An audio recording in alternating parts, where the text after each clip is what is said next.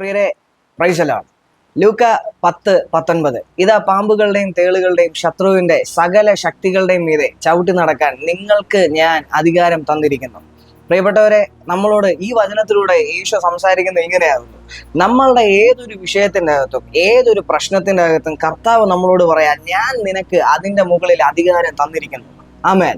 നമ്മൾ ഈ ഭൂമിയിൽ എന്തൊരു വിഷയം വന്നാലും നമ്മൾ രണ്ട് കാര്യങ്ങളാണ് നമ്മൾ ചിന്തിക്കുന്നത്. ഒന്ന്, എനിക്കൊരു ഹെൽപ്പ് എവിടെ നിന്നാണ് വരുന്നത്.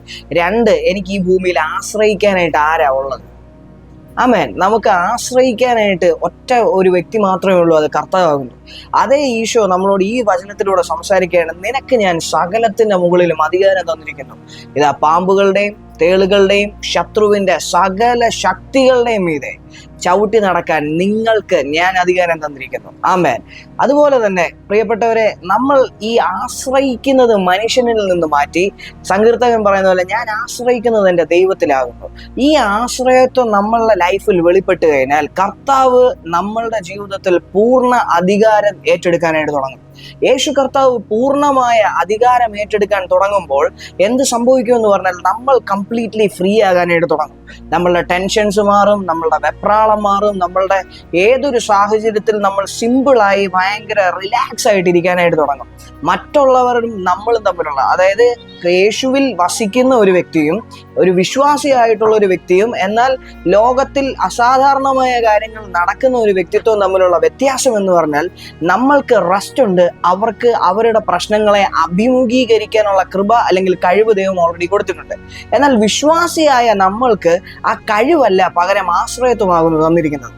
ഇതുപോലെ നമ്മൾ യേശുവിൽ ആശ്രയിച്ച് ജീവിക്കുന്ന ഓരോ നിമിഷവും കർത്താവ് നമ്മളെപ്പറ്റി ആശ്വസിക്കുകയല്ല ചെയ്യുന്നത്, പകരം ഒരു അഭിമാനത്തോടെ താൻ നമ്മൾക്ക് വേണ്ടി എല്ലാ കാര്യങ്ങളും നിൽക്കുകയാണ് ചെയ്യുന്നത്. എല്ലാ കാര്യത്തിലും നമ്മൾക്ക് മുമ്പേ കർത്താവ് നടക്കുന്നുണ്ട്. Praise the Lord.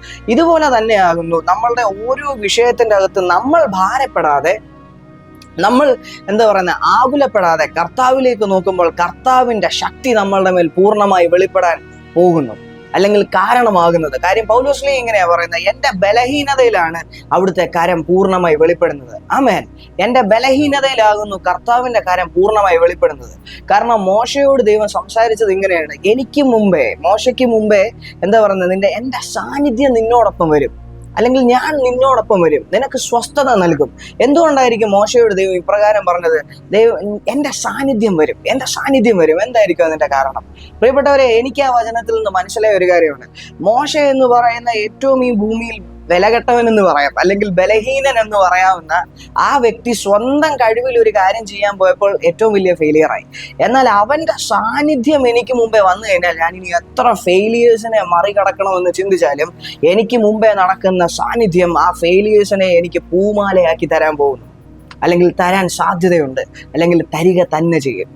കാരണം ഈ പൂമാലയാക്കുക എന്ന് പറയുമ്പോൾ എനിക്ക് മനസ്സിലായ ഒരു കാര്യം ഇങ്ങനെയാകുന്നു, എൻ്റെ അഭിമാനത്തിൻ്റെ ഘടകം യേശു ആകുന്നു, എന്നെ നയിക്കുന്ന ഘടകം കർത്താവാകുന്നു, എൻ്റെ ജീവിതത്തിൻ്റെ ആധാരം യേശു ആകുന്നു. അതുകൊണ്ടാണ് പാട്ടുകാരൻ ഇപ്രകാരം പറഞ്ഞത്, എൻ്റെ സുവിശേഷ വേലയുടെ ആധാരം പ്രസന്നമാകുന്നു, അല്ലെങ്കിൽ സാന്നിധ്യമാകുന്നു, അല്ലെങ്കിൽ ദൈവമാകുന്നു. പ്രിയപ്പെട്ടവരെ, ഇന്നും എനിക്ക് നിങ്ങളോട് സംസാരിക്കാനുള്ളത്, ഈ വചനത്തിൽ നിന്ന് ദൈവം പറഞ്ഞു തരാനുള്ളത് ഒറ്റ കാര്യം മാത്രമേ ഉള്ളൂ. നിങ്ങളുടെ സകല വിഷയത്തിൻ്റെ അകത്തും ദൈവം നിങ്ങൾക്ക് അധികാരം തന്നിരിക്കുന്നു. സോ ദൈവം നിങ്ങളെ സമൃദ്ധമായി അനുഗ്രഹിക്കട്ടെ. ആമേൻ.